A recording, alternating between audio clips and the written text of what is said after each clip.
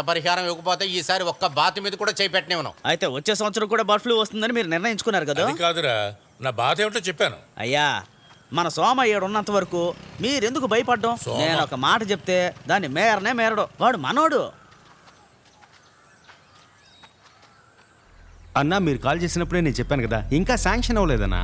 ఎందుకన్నా ఇప్పుడు అనవసరంగా ప్రాబ్లం చేస్తారు? ప్రాబ్లం చేస్తున్నావా? పోయినసారి నువ్వు చెప్పావనే ఉన్న బాతులన్నింటినీ కువ్వగా వేసి తగలబెట్టేశావు. కాసేపుండు. నేనా కాల్చమని చెప్పాను? ఎవరి మాటలో వినేసేయి. నోరు లేని జీవిని కాల్చి చంపేస్తే అది మీకు శాపంగానే ఉంటుంది. మరేంటయ్యా, గవర్నమెంట్ వాళ్ళు చెప్పిన తర్వాత మేము మాత్రం ఏం చేస్తాం? స్ట్రైక్ చేయాలి. దానికోసమే కదా స్ట్రైకులు తెచ్చారు.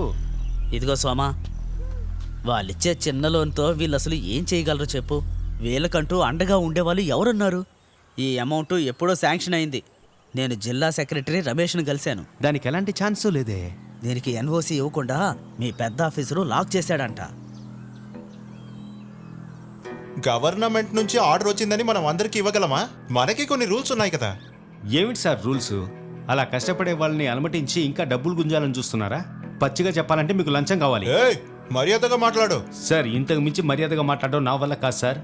మీరు గనక ఆ ఫండ్ని త్వరగా రిలీజ్ చేయకుంటే రేపే ఆఫీస్ ముందు స్ట్రైక్ చేస్తాను. గతంలో చేసినట్లుగా ప్రశాంతంగా ఉండదు సార్. ఆ తర్వాత మీరే డిసైడ్ అవ్వండి.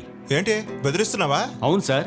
నేను మీడియా ముందుకు వెళ్ళడానికి ముందే మీ నిర్ణయం ఏంటో చెప్పండి. అరే సోమా, 2 రోజుల్లో పూర్తి చేసి ఇస్తాలే. సార్, మీకు 2 రోజులే టైం. ఆ తర్వాత ఇలా వచ్చి ప్రశాంతంగా మాట్లాడే ఛాన్స్ అసలే ఉండదు సార్. అరే సరే వీడొక్కడు.